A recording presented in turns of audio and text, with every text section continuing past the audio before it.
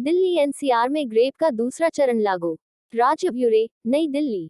दिवाली से 2 दिन पहले ही 22 अक्टूबर को वायु प्रदूषण का स्तर बहुत खराब, यानी एयर क्वालिटी इंडेक्स के 300 पार कर जाने की आशंका के मद्देनजर 3 दिन पहले ही दिल्ली एनसीआर में graded response action plan GRAP का दूसरा चरण लागू कर दिया गया है। वायु गुणवत्ता प्रबंधन आयोग CAQM की उपसमिति ने बुधवार को आपात बैठक करके तत्काल प्रभाव से ग्रेप को लागू करने का निर्णय लिया। इसके तहत ग्रेप के पहले चरण में लगाए गए प्रतिबंधों के साथ ही दूसरे चरण के प्रतिबंध भी प्रभावी कर दिए गए हैं।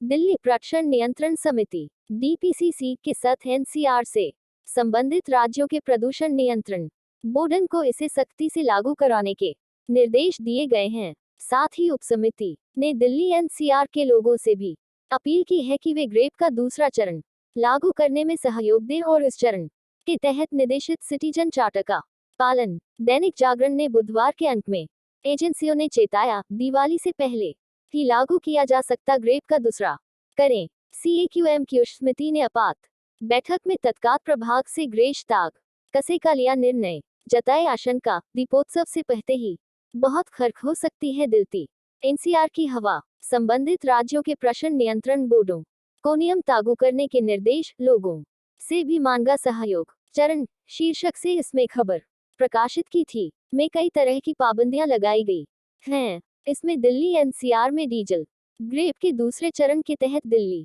जनरेटर चलाने पर रोक रहेगी।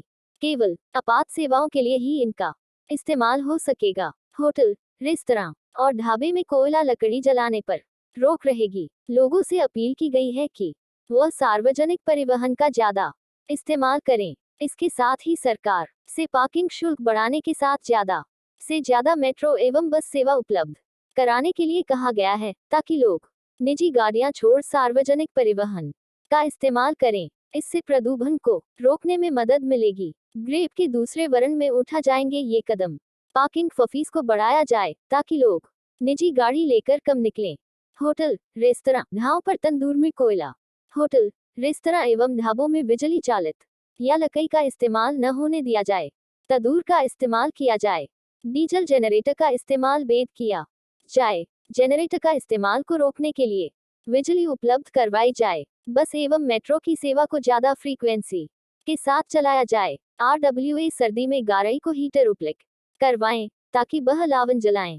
हॉटस्पॉट एवं ज्यादा भीड़ वाली सड़कों पर पानी की छिड़काव हर दूसरे दिन किया जाए। निर्माण कार्य वाली जगहों की निगरानी कर बड़े निर्माण वाली जगहों पर एंटी स्मॉग गन उन पर कार्रवाई की जाए का इस्तेमाल किया जाए। ट्रैफिक जाम वाली जगहों पर पुलिस कामिया लोगों को विभिन्न माध्यमों से प्रदूषण रोकने, सड़कों पर मशीनों से रोड सफाई करवाई की तैनाती कर जाम खुलवाया जाए से संबंधित जानकारी दी जाए।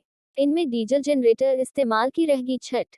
अलग अलग जगहों पर लगे एस्केलेटर्स, एलिवेटर्स, ट्रैवलेटर्स आदि में जल जनरेटर इस्तेमाल किए जा सकेंगे, लेकिन व्यावसायिक व आवासीय सोसाइटी को यह सुनिश्चित करना होगा कि डीजल जनरेटर का इस्तेमाल सिर्फ इसी काम के लिए किया जा रहा है। अस्पताल, नर्सिंग, हेल्थ केयर सेंटर, स्वास्थ्य संबंधी उपकरणों का निर्माण करने वालों को इस प्रतिबंध से छूट रहेगी। शून्य व लवे सर्विसेज और रेलवे स्टेशन द्वारा भी इसका इस्तेमाल किया जा सकेगा।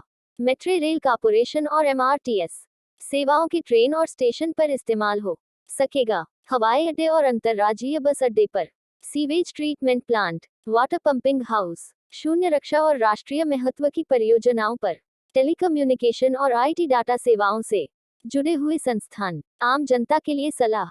निजी गाड़ियों की जगह सार्वजनिक परिवहन का ज्यादा इस्तेमाल करें। गाड़ियों के एयर फिल्टर को समय से बदले। धूल उड़ाने वाले निर्माण कार्य न करें। अक्टूबर से जनवरी तक निर्माण कार्य न करें।